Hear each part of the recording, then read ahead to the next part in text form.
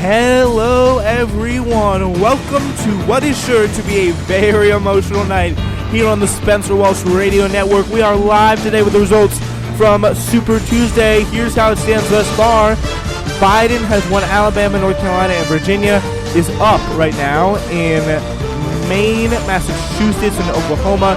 Sanders has won Vermont and is up in now no states, as that just changed, but we are monitoring what is a very fluid situation in Tennessee, Oklahoma, and now Texas.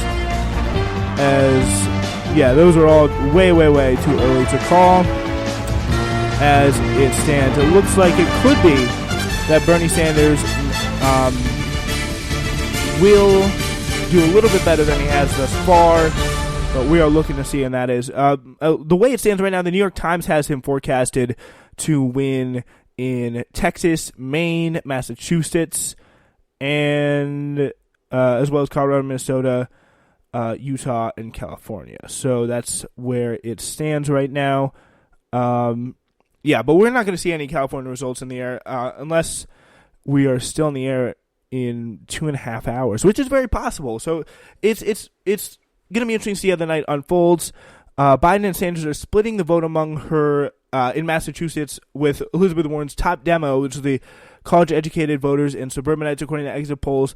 There are reports of monster lines in Los Angeles at one hip voting spot, the Ace Hotel in downtown. There are reports of a 3-hour wait. So that is what we call good news for the Senator Bernie Sanders. That's going to be interesting. So if we can make it to 11, that could be very, very good news for him. And of course, it takes a long time for the votes to be counted in California. All right, 5% reporting right now. Biden up 26.7. Bernie Sanders up 26 is behind with 26.1. Bloomberg off in the distance with 20.8. Bernie right now up by, again, 1% in Tennessee. They're training leads 24.1 to 20. 24.1 to 24. Him, Bloomberg, and Biden a little bit down at 23.7. It's a 3-horse race really at this point. Really 2.5, I guess you could say, if Bloomberg even gets there. But of course, in Texas, there are now already, we're getting reports into our news center here of irregularities in the voting process there, and we'll get you the latest on that. So if you are in Texas, check this out about what could possibly be happening. So here's pretty much how it stands. There are a lot of polling sites have been shut down, which is very disturbing. So several locations in Bexar County and Dallas County, so Sanders-friendly locations, which are still not open or opening sporadically. I'm going to try and give you the latest on that, because Texas is going to be an absolutely critical primary for him. So last year, Texas led the U.S. South in an unenviable statistic, closing down the most polling stations. Like, what is this? It's like behavior of like the Jim Crow era. And they're not doing it to support Senator Bernie Sanders. Not like I would be in favor of it if they were, but it's not like I would be. It's just bad all around. But it's really pretty much out there to hurt Bernie Sanders. A report by a civil rights group, the Leadership Conference Education Fund, found that 750 polls have been closed statewide since 2012. It's long been considered obviously a Republican bastion. Changing racial demographics in the state have caused a leading Democrat to cast Texas as a potential swing state. Texas Democratic Party official Manny Garcia has called it the biggest battleground state in the country. Which is funny. It's just like, why don't the Texas Democrats do better there? That's the question that I think we should be asking. But the closures could exacerbate Texas's already chronically low voter turnout to the advantage of the incumbent Republicans tonight. Ongoing research by University of Houston political scientist Geronimo Cortina has said Brandon Rottinghouse indicates that people are less likely to vote if they have to travel farther to do so, and the effect is disproportionately greater for some groups of voters, such as Latinos, which is a big group, the biggest non-white group, I guess, for Bernie Sanders.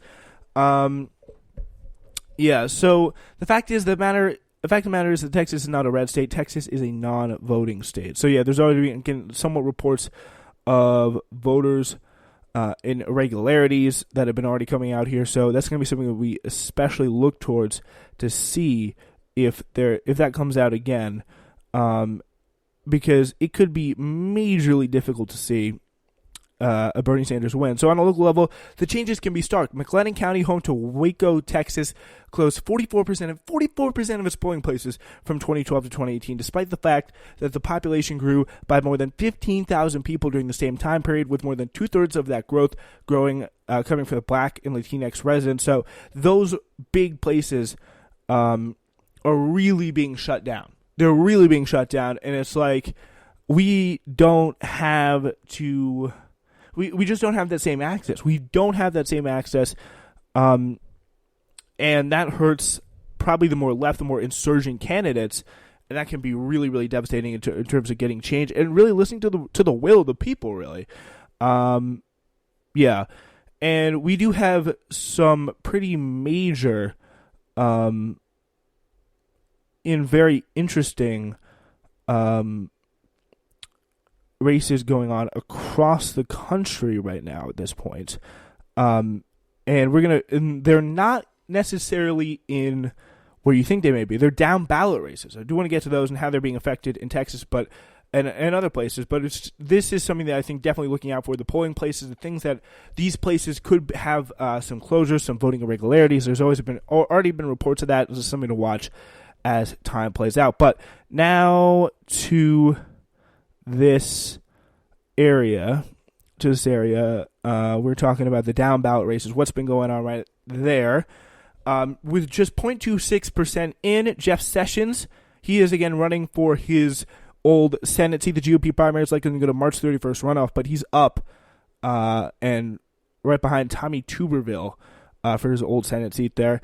Republicans meddled in the Democratic primary, boosting Senator Erica Smith and forcing National Democrats to spend money to push Cal Cunningham across the finish line. But it looks like they've done it so far with just 3.93% in. He has called it. Politicos called it for him.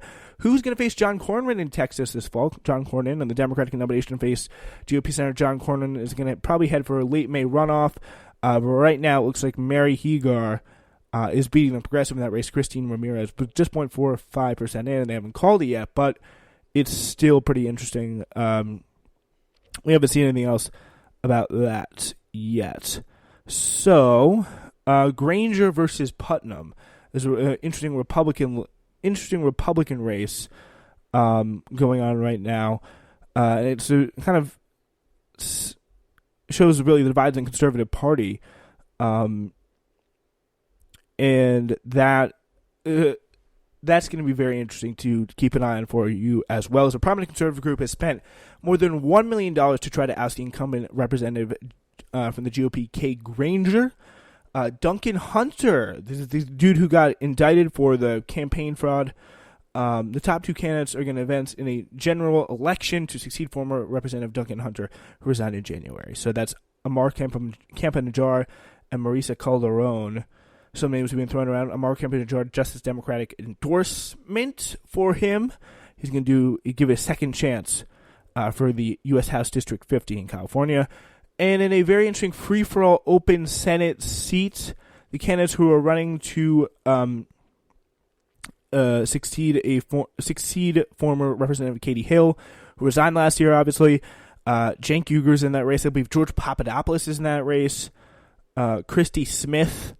A whole bunch of people in this special election nomination, jungle primary, because it's California as well. Pierce Bush, the grandson of George H.W. Bush, is running for a GOP nomination in the Houston area battleground House seat, U.S. House District 22 in Texas. It's going to be interesting to see if they can hold up there. But right now he's losing with just 0.2% of the vote in, so not really much going on there yet. So, yeah, there's a lot of results to be had all across the country. But interestingly, a primary challenge from the left here, Henry Cuellar, one of the most conservative House Democrats, faces a more liberal opponent who's been endorsed by Bernie Sanders and Alexandria Ocasio-Cortez. So that is quite something that we're going to watch on the AOC type person in Texas.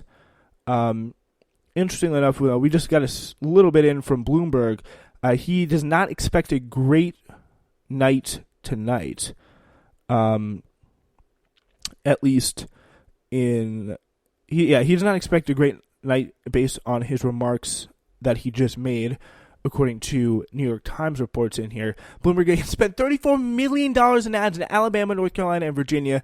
Biden spent $65,000 on ads, and Biden convincingly won all three of those states. So $34 million for a 18.2% finish in, at least with 1% reporting, in Alabama, a 17% finish, a third place finish in North Carolina was 21% reporting, and with 97% reporting, this was coming fast from Virginia, damn, 9.5%. If Bloomberg had probably the best chance to win in a state, Virginia would be it, because it's a super high concentration of wealthy people. So, yeah, that was really surprising. So that is quite something. Other news, Tom Tillis, unsurprisingly, clinched the Republican nomination for Senate in North Carolina. His re-election will be one of the most closely watched races in the country when it comes to the Democratic efforts to flip the Senate. But I do want to get to this ad here from this upstart candidate, Democratic insurgent, and it is going to be very, very interesting to see how that race plays out, and a really big proof of concept, testing the limits for the progressive left, seeing how far they can go. Obviously, Jessica Cisneros, someone I'm rooting for, but you know what? Let's see if we can find an ad for him.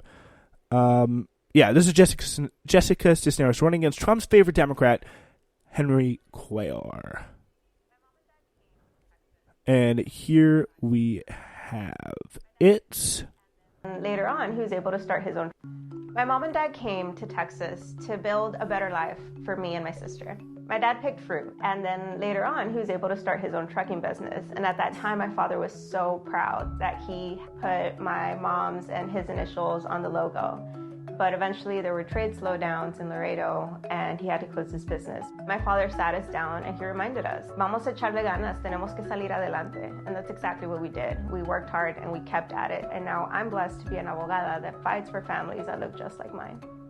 Our economy and our immigration systems are broken. And while the president fans the flames of hate and bigotry, his cruel anti-immigrant policies are pitting Texans against each other. These policies don't represent the values of South Texans, and the politicians who defend these policies don't represent us.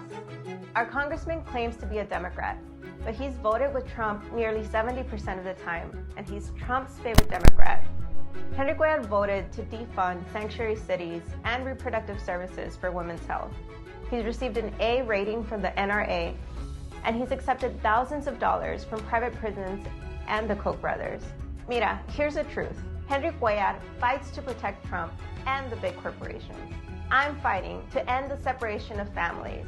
I'll fight to pass a $15 minimum wage, Medicare for all, and the Green New Deal, so that we can create jobs here at home.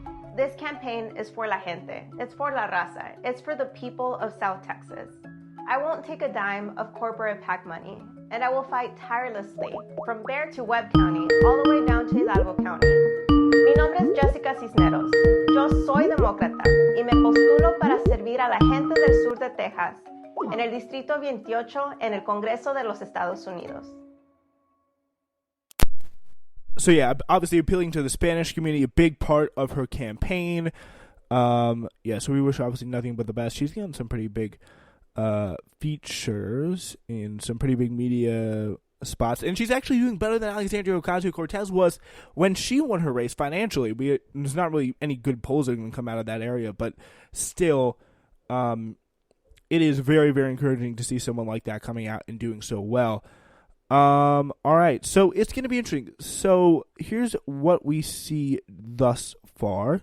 Looks like with 4% reporting, Elizabeth Warren has taken the lead again in her home state, and Joe Biden and Bernie Sanders second and third, respectively.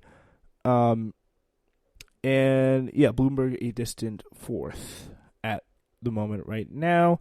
Texas, Bernie Sanders with